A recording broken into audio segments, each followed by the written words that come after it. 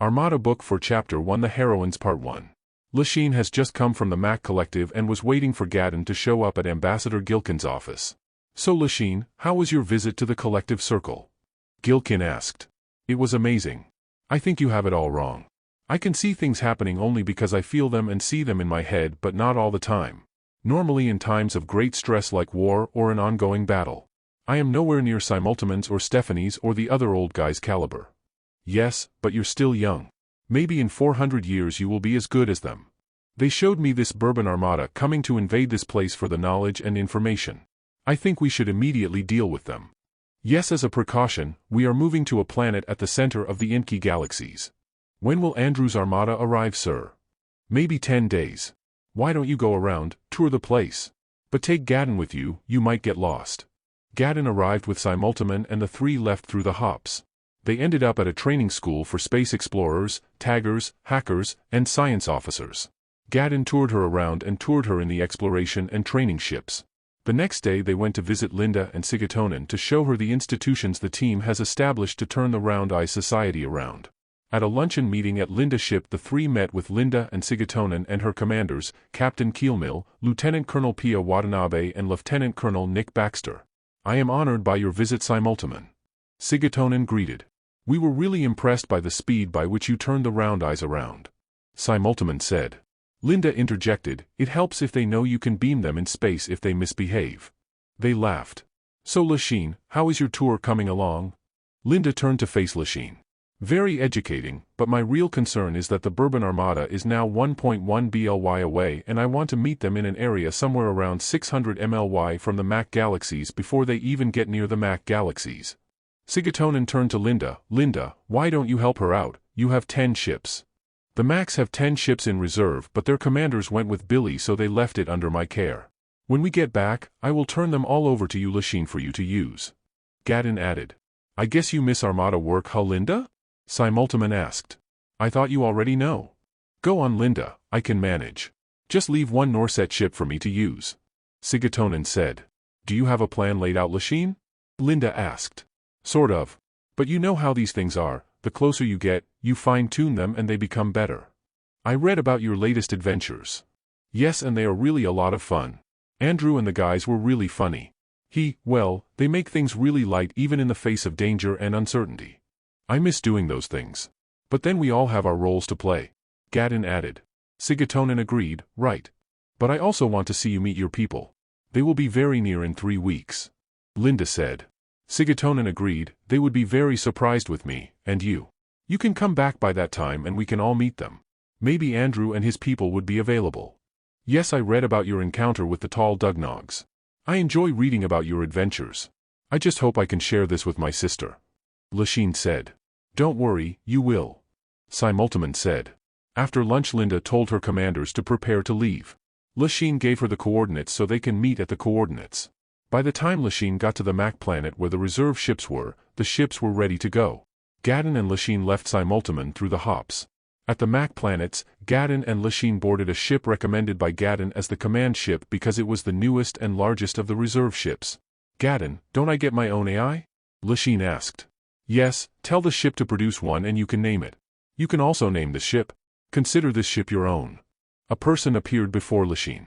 Hello, I am the ship AI representation, what would you like to name me? Lachine thought for a while. Reedon, my brother's name. I never knew you had a brother. He was only 12 years old when he died in the war. He was my best friend and closest sibling. He was the first to go. Do you like me to look like your brother? Do you have an image of him? I can get it in a few minutes through Brent's ship. Okay, get it. Lachine gave Reedon the coordinates she gave to Linda and told the ships to go there ASAP. Reedon, get her several GX uniforms and put them in the captain's room. Gadden instructed. There's no GX uniform her size. There are other uniforms her size. Show me please so I can choose. Reedon showed her and she chose the regular blues and regular greens. Those are regular uniforms. Gadden observed.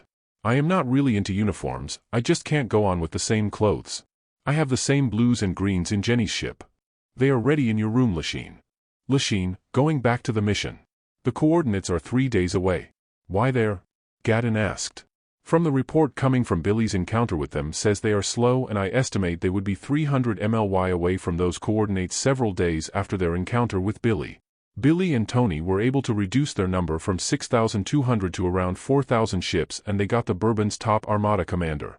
They will regroup into one Armada. Reedon, show the galaxies in the coordinates I gave you.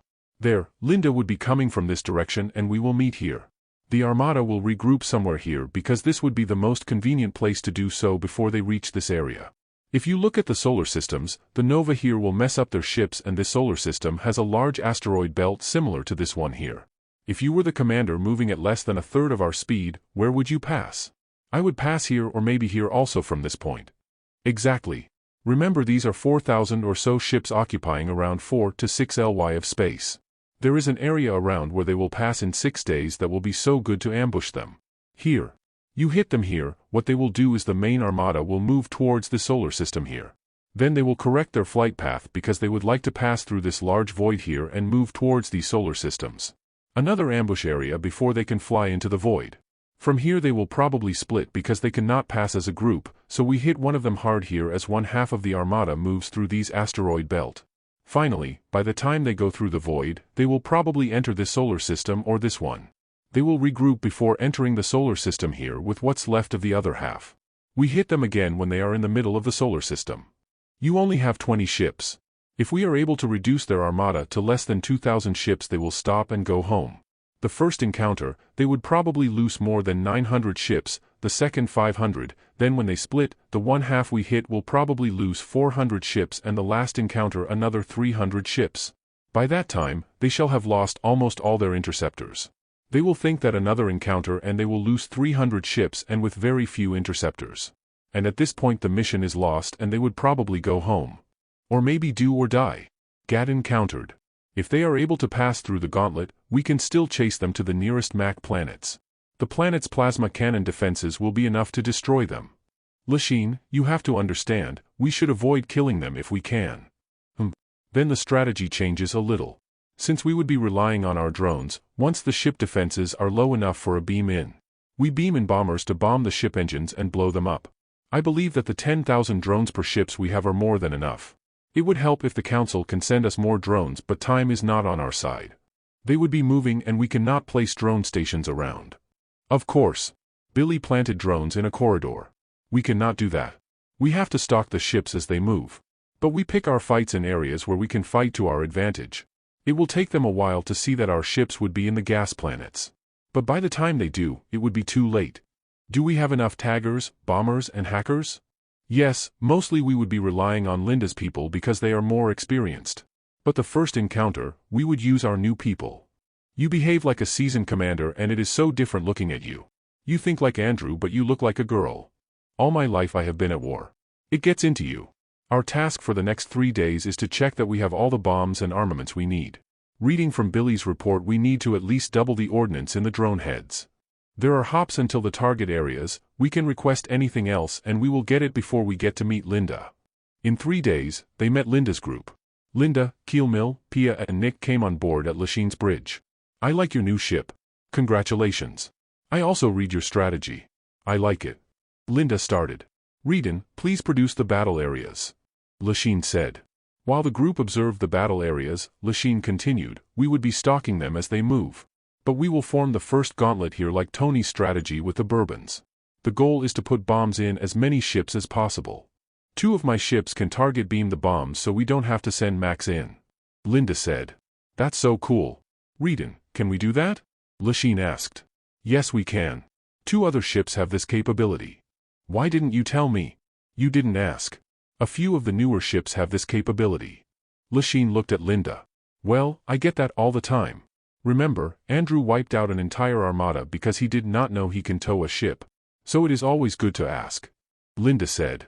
Nick added, I was reviewing the ambush areas and the best locations would be the gas planets at the opening of the area and again in other gas planets at the middle of the corridor.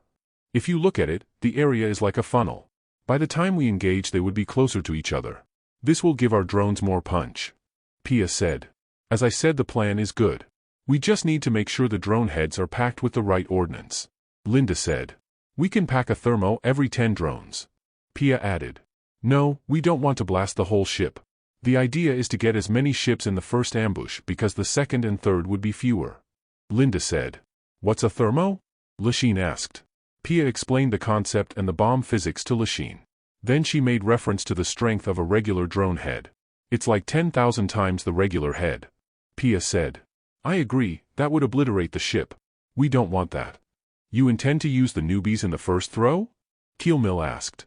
Yes, because the succeeding ones would be much harder to get in and riskier. Lachine said. Linda agreed, we need the volume on the first throw so everybody goes out to tag. Some of the ships will fly straight at our position once the engagement starts. Gadden noted. Lachine answered, as Nick said, we would be in the gas planets. This will not be apparent in the first ambush so we can lie and wait. The second we would have to do a crisscross pattern like this 5 ships at a time. That's Billy's strategy. Linda noted. Lachine explained, our objective is to weaken the ship shields because once they are weak, we beam in a bomb and take out the engines and move on to the other ships. That would be tricky. The timing should be just right. Remember they are firing at us also. Keelmill said. The ships capable of beaming in must be at the tail of the run. Linda noted. Yes, that's the key. By the time the last ship engages the target, the shield has sufficiently weakened by the first ships and the drones. Lachine said. So I will take the first run with Nick and Lachine, you take the second with Pia, Linda said. Good. But when you take the run, make sure you fly at top speed and after the run fly outside of their range so you can hit again at a different direction from the one you just did.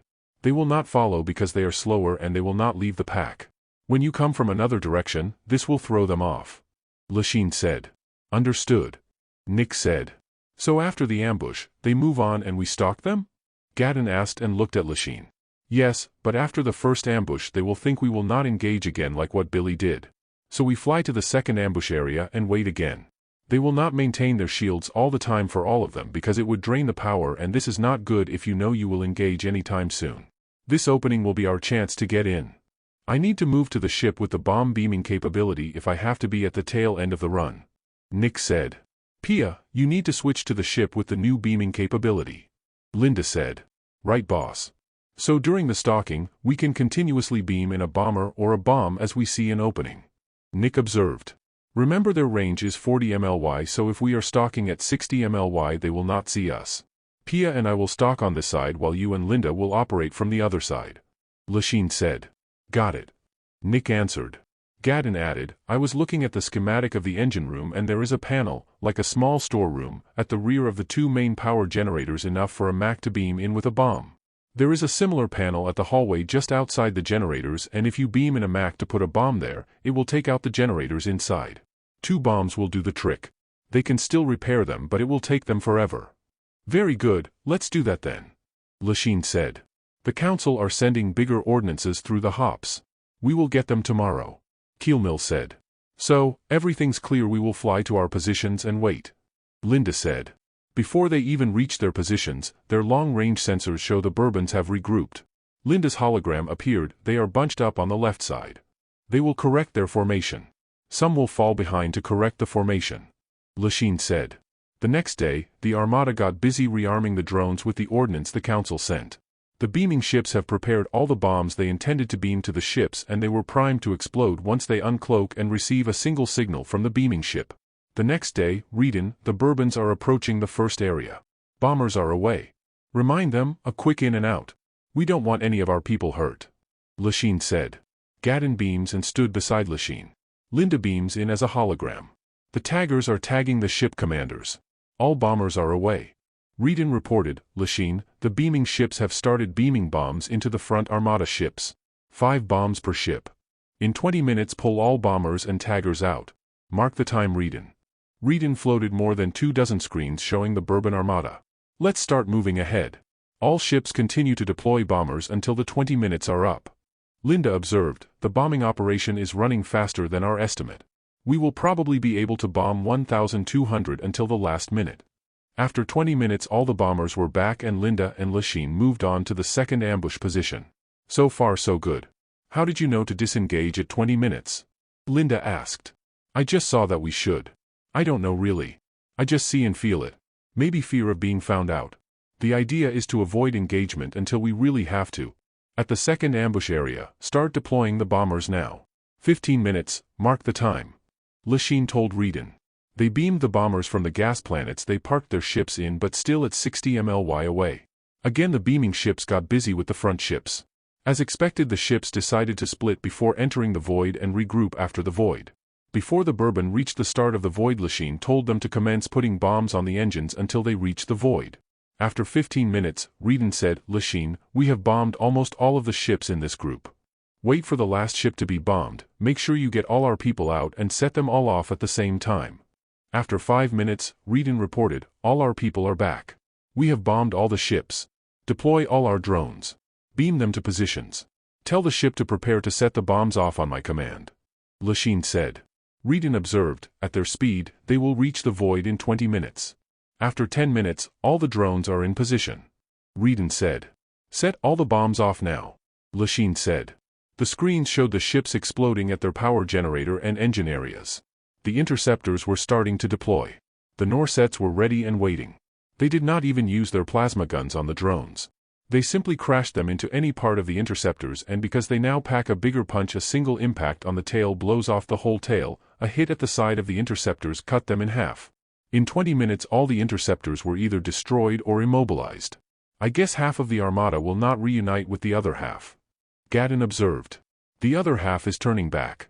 They will be here in an hour. Do we engage? Reedon asked. No, let's wait for the drones to come home and we will pull back. Lachine said. After 10 minutes all the drones were back and Linda was the first to move further away. Lachine followed in a few minutes. They stopped at 90 MLY away. The Bourbons are picking up their people.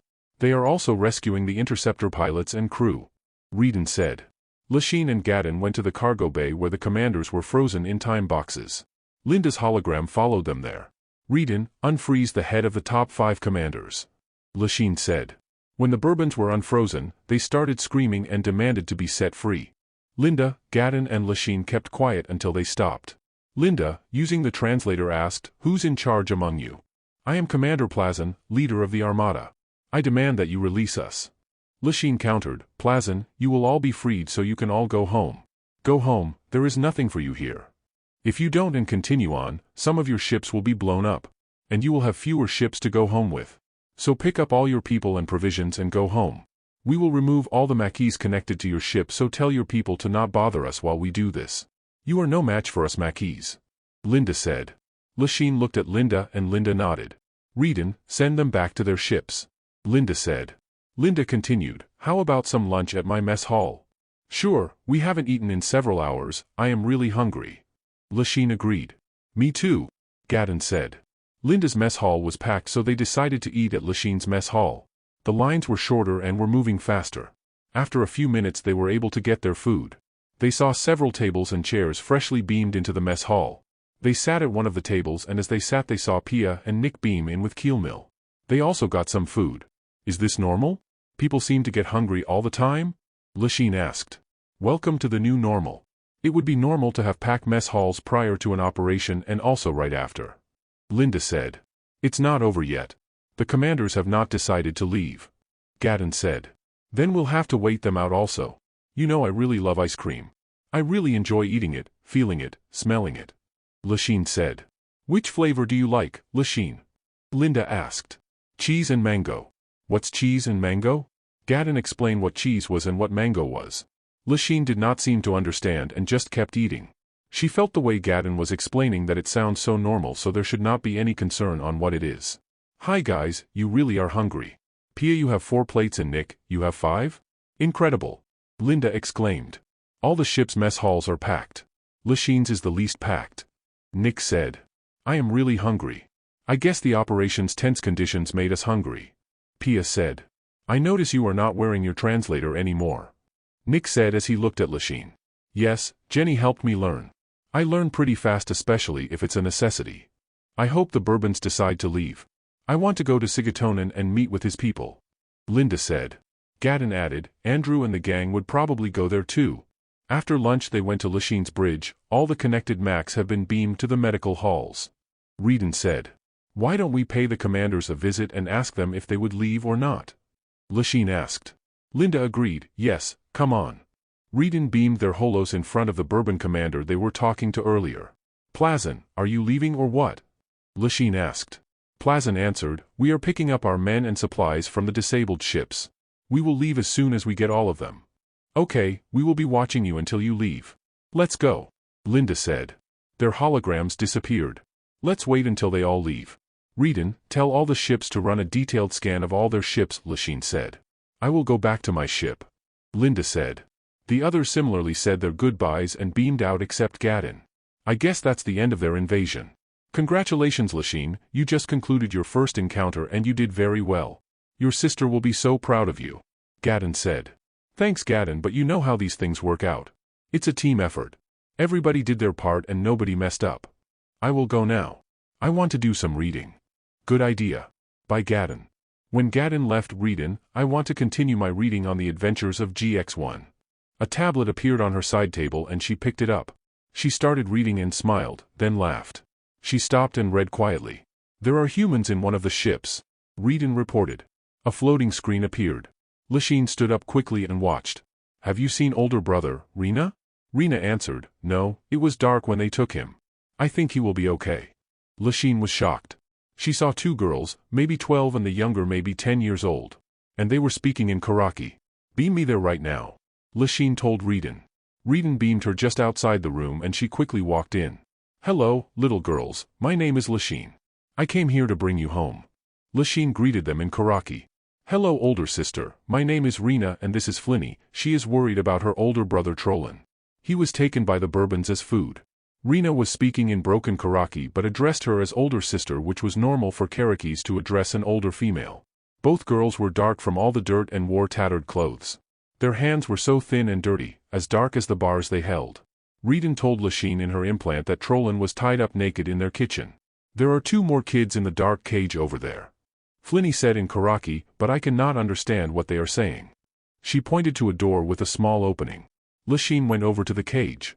Reedon beamed a torch cutter and Lachine used it to cut the bars. Two nurses and 4 Marines walked into the room and they walked straight towards the door. Lachine was able to open the cage and she gestured for the girls to get out.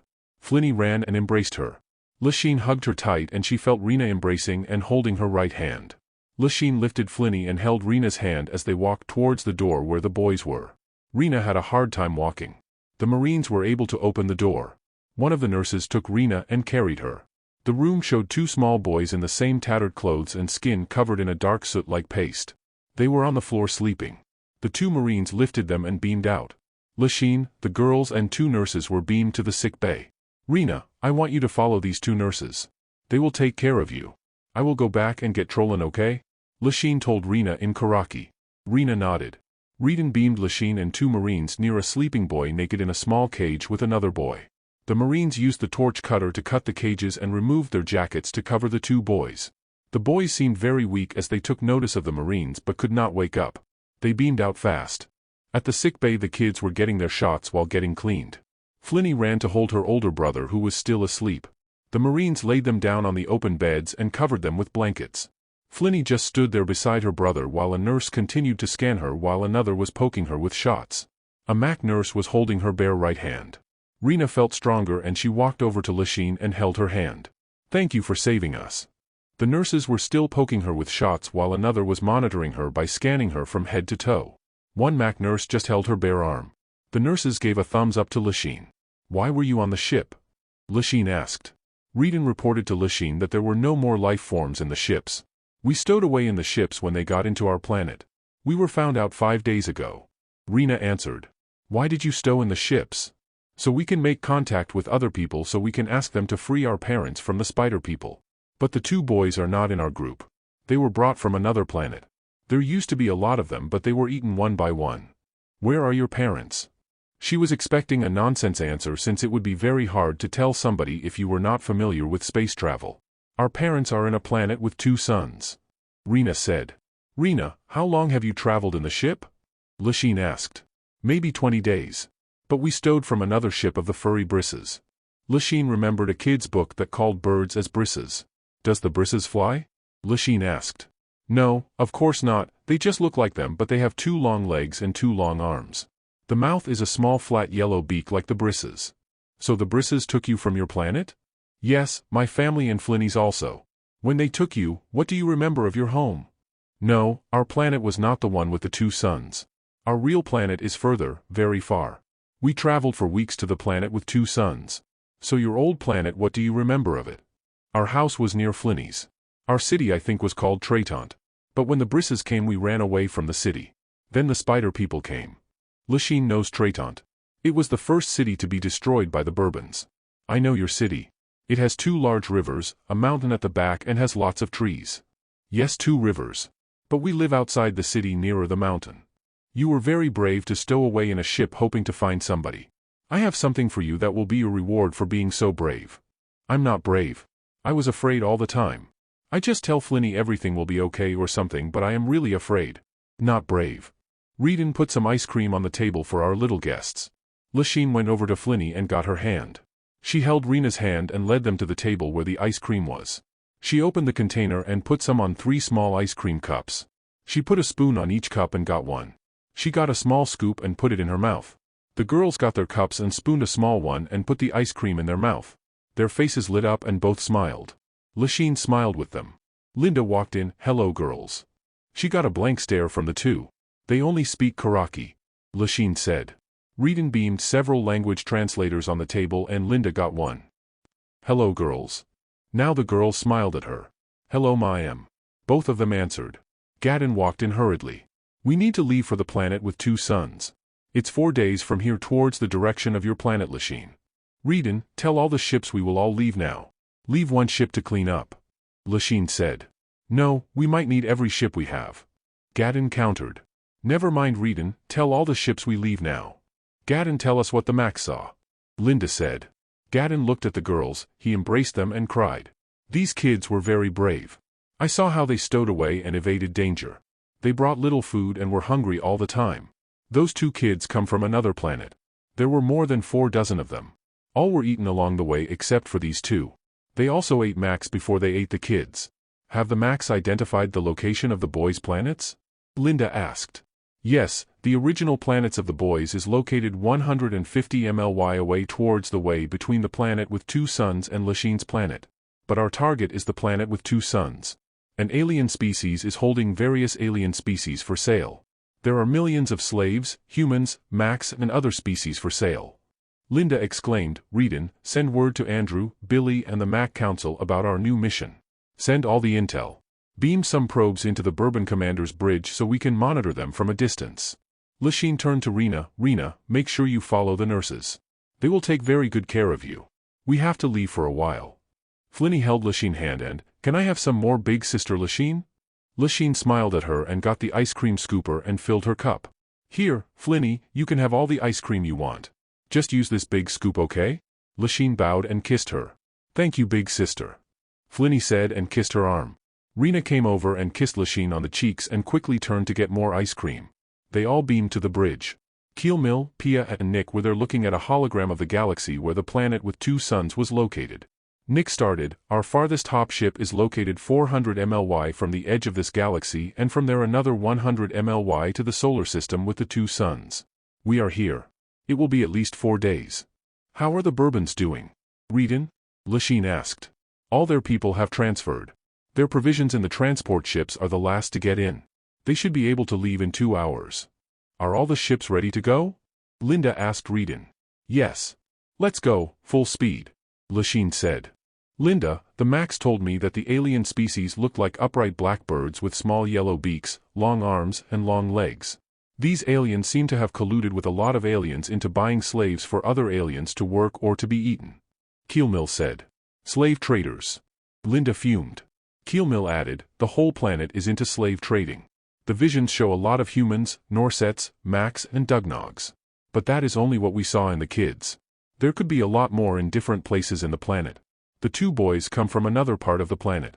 The visions show a lot of humans but they also show some Listons as slave traders. There were also Marinti slave traders in other parts of the city. I can feel your anger, Linda. Please exert more effort to keep calm. Lachine was quiet. Let's shut that planet down. Linda said. Or planets. Pia added. Reedon, have you reported our actions to Andrew? Lachine asked. Yes, they will respond shortly. Shortly was very short. Eric appeared as a hologram and, "Hello guys, Linda, Keelmill buddy, how are you? You're looking good, Eric. But you still need a girlfriend, I would assume." "No time for that. Look, Tonin, Roger and I will be going to the Two Boys planet with more than 800 ships. Also, I have instructed another 400 or so ships to go to your location under Jenny to help you out. They will be there near the planet with 2 suns in 6 days. She's packed with supplies for your ships and for refugee work, Linda." Eric continued, "There could be more slave planets near the Two Boys planet and we might encounter the bad guys operating around the area. Andrew is going to the Neanderthal planet taken over by Listons before. We all just came from Layla's planet and made first contact. Gantley is staying within the sphere in Billy's absence." "How did it go? The first contact at Layla's?" Linda asked. "Well, you know Andrew, he pulled another drama for the books. Comedy books really." Roger appeared. "I am sorry General Eric did not congratulate you on the success of your operations against the Bourbons. 20 ships taking on 4,200 and the strategy you pulled is one for the textbooks. Congratulations to all of you." "It was Lachine who did almost all of the thinking," Linda said. Roger exclaimed, "Lachine, you just earned your ship or ships. Tell Gadden here to give you your own group of ships." Lachine looked at Linda and smiled. Linda smiled back. Gadden answered, "I already did. She has 10. But I know what you're getting at. I hope you could come with Andrew to the Neanderthal planet. They probably will still remember you. That was some medieval work we did." Roger said. "Yes, one of my most enjoyable and fun missions." Gadden said. "What are they talking about, Linda?" Lachine asked. "We'll talk later." Linda held her hand. "We are also towing a lot of Tosban ships to lay them out towards the Two Boys planet. Jenny has a few hop ships for you to deploy as you see fit. Okay, I will see you later. And congratulations to all of you and especially to you, Lachine." Eric said and disappeared. "So the Bourbons are leaving?" Roger asked. Keelmill answered, "Yes, all their men have transferred to their good ships. They are completing the transfer of their provisions." "Okay, I will see you later," Roger said and disappeared. Reedon reported, "The ships have powered up." "Let's go," Lachine said. "Let's go eat," Nick countered. Linda agreed, "Right, let's go eat." Lachine and Gadden followed them. At the mess hall, Lachine sat beside Gadden. "What were they talking about, medieval or something?" Lachine asked. Linda looked at her. "It's in one of their missions where they fought the Listons with swords and bows and arrows. All hand-to-hand sword fights. Read it, I think the title in the book is The Listons. Fighting using swords and bows and arrows? How did they ever end up like that? That's why it makes for good reading. They even played God and had a God contest." Linda said. "I could not imagine a God contest." Gadden started the story with the nice Liston uniforms and took his time telling about the contest and the trip back home. "Who won the contest, by the way?" Nick asked. "An Inky," Gadden said. The next day Linda beamed into Lachine's bridge. "Elinda. Okay, remember what I told you about the ships? Judging from Rogers and Gadden's conversations, they are already talking about giving you ships of your own. But as Gadden said, he already assigned 10 to me. The word was assigned, not give. Remember how Andrew can be slick? He got the ships. They did not assign the ships to him. He got them for his team. You can just ask Gadden to give you say 5 ships or maybe you can push for 10. Feel how it works out." "Thanks, Linda, I will try to play it by ear. Try to be as sly as Andrew. I am also thinking about the slave planet. We may have to go down and blend in and take some other form of alien. Our people may have to go down too. My crew have experience on the ground. But the newbies may not, but it would be good experience for them. Let them tag the bad guys and nosy around. We have to cover a lot of area since it's the whole planet. I really was affected by the kids. I have seen more horrific images during the war, but their bravery is really something. And I am questioning how we should deal with slave traders, pirates, and generally bad guys. The objective is to free the slaves and incapacitate the slave traders from doing so again. It's not only slavery, they sell people as food. And we should be able to tell those who are buying them as food not to eat humans or Max or Norset because it would be bad for their health and longevity. Eric may be right, the whole area may have operators who do these things for a living. And Pia may be right, there could be several slave planets. This is what we do. I feel so lucky to be able to work with you and Gadden and all the Armada. Jenny and Ellie have taken good care of me and made sure I integrate well." Linda repeated herself, "That is what we do, sister."